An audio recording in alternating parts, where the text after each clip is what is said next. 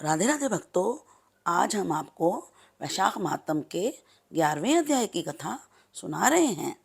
पिछले अध्याय में हमने बताया था कि कामदेव किस प्रकार से भस्म हुआ था।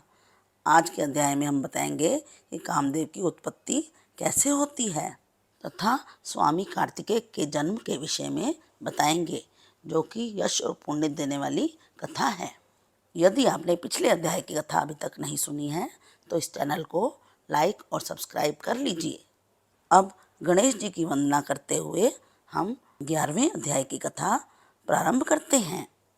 राजा मैथिली ने पूछा, हे ब्राह्मण, जब कामदेव भस्म हो गया तो फिर उसकी उत्पत्ति कैसे हुई? तब श्रुतिदेव जी कहने लगे, हे राजन, यह कथा स्वामी कार्तिकेय के जन्म की है, जो यश और पुण्य देने वाली है। जब शिवजी ने कामदेव को जला दिया तो उसकी स्त्री रति अपने पति को भस्म हुआ देखकर शोक से मूर्छित हो गई।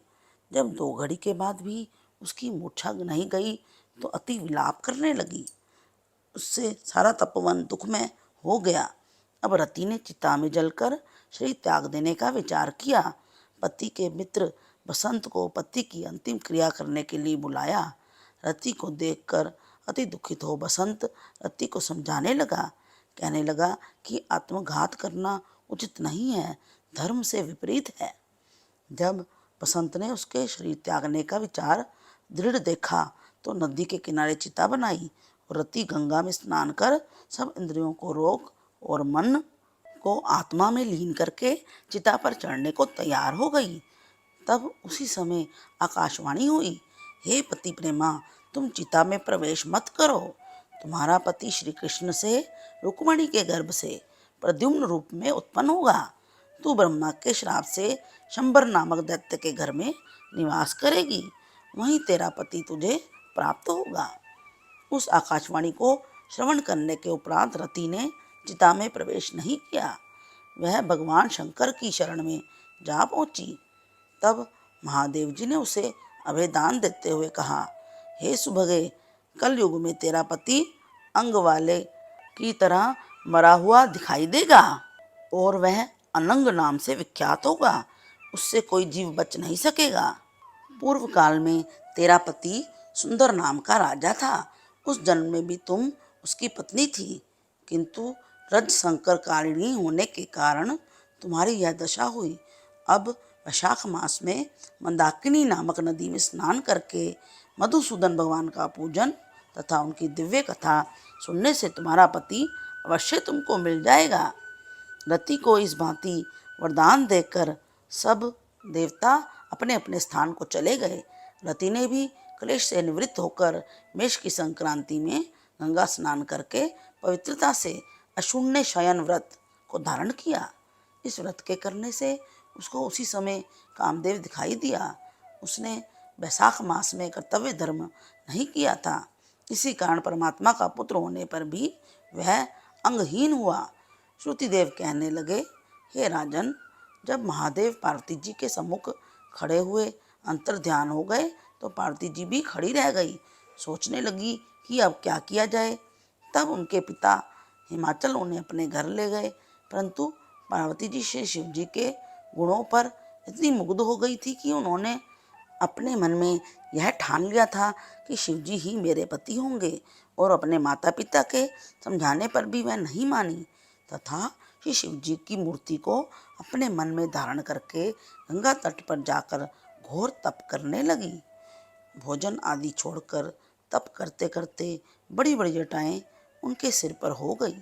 इस प्रकार से हजारों वर्ष तक शिव जी की आराधना करती रही। एक दिन सायंकाल के समय श्री महादेव जी ने पार्वती जी की परीक्षा करने के लिए ब्रह्मचारी वेश धारण करके उनकी पर्णकुटी में आकर उनकी नाना प्रकार से परीक्षा ली, परंतु उनकी अचल भक्ति देखकर प्रकट रूप में आकर कहने लगे, हे भद्रे, जो तुम्हारे मन में हो वरदान मांगो।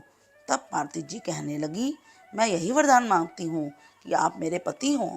तथास्तु कहकर श्री शिव जी ने सप्तऋषियों को बुलाया और उपस्थित होने पर उन्हें आज्ञा दी, तुम हिमाचल के पास जाकर विवाह का प्रस्ताव करो।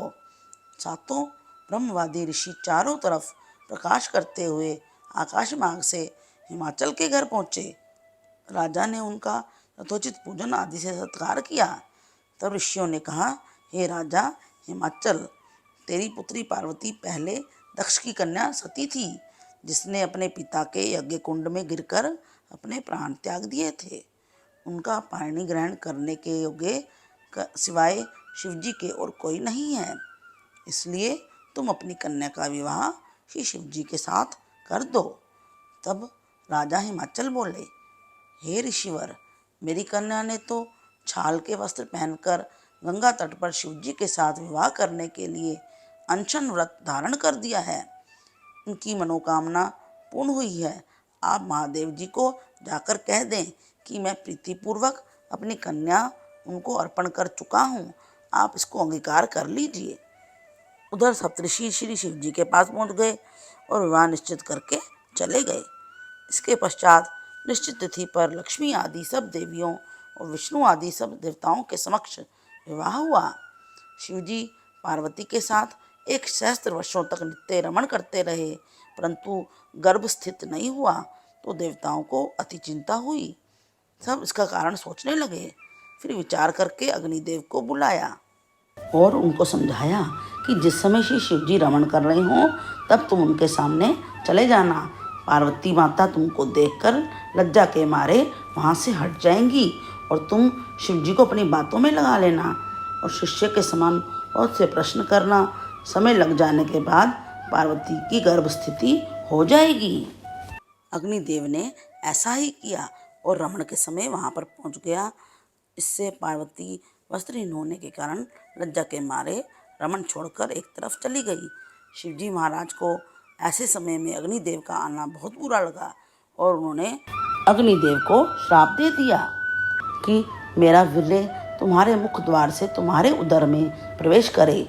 तब अग्नि ने उस वीर्य को अपने उदर में ग्रहण कर लिया और 10 मास बीतने पर उस तेज वीर्य को गंगा जी में डाल दिया।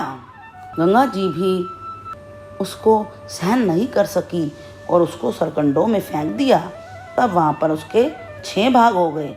तब ब्रह्मा जी ने 6 कृतिकाओं को भेजा। उन्होंने उन 6 भागों को जोड़कर जिससे 6 मुख बन गए, एक अंग ऐसी आकृति का बालक बन गया। वह बहुत दिनों तक उन सरकंडों में ही पड़ा रहा। एक दिन श्री महादेव जी और पार्वती जी बैल पर चढ़े जा रहे थे कि सहसा पार्वती माता के स्तनों से दूध की धारा बहने लगी। तब पार्वती जी ने श्री महादेव जी से इसका कारण पूछा तो श्री महादेव जी बोले, हे देवी, मैं इसका कारण कहता हूँ। देखो, ये पास में ही तुम्हारा पुत्र पड़ा हुआ है। फिर महादेव जी ने पिछली सब कथा पार्वती माता को सुनाई। कहा कि उसी को देखकर तुम्हारे स्तनों में दूध आ गया है, क्योंकि वह तुम्हारा पुत्र है। महादेव जी की यह बात सुनकर पार्वती जी ने उस बालक को उठा लिया तथा अपनी गोद में बिठाकर उसको अपने स्तनों का दूध पिलाने लगी। इस प्रकार पार्वती जी पुत्र स्नेह में मुग्ध होकर उसको कैलाश पर ले गई और उसका पालन पोषण करने लगी तथा उसका नाम कुमार कार्तिकेय रखा गया। यह कुमार कार्तिकेय के जन्म की कथा है जो मैंने तुमसे कही। इसको नित्य श्रवण करने तथा पाठ करने से प्राणी को पुत्र आदि की प्राप्ति होती है। वैशाख मास में धर्म का आचरण करने वाली जो भी स्त्री इसे श्रवण करती है वह कभी विधवा नहीं होती है। इस पुनीत वैशाख मास के सेवन से ही बिना शरीर वाला कामदेव भी शरीर वाला बन गया। जो प्राणी इस वैशाख मास का विधि पूर्वक सेवन करके स्नान दान आदि करते हैं वे कभी कष्ट नहीं पाते, परंतु जो लोग इस मास को बिना स्नान और दान के बिता देते हैं उन्हें अनेक प्रकार के दुख भोगने पड़ते हैं। यह महीना सबके लिए धर्म कृत्य करने योग्य है। वैशाख मातम की कथा को अधिक से अधिक शेयर कीजिए तथा मेरे साथ बोलिए, हरे कृष्ण कृष्ण कृष्ण हरे हरे, हरे राम राम राम हरे हरे।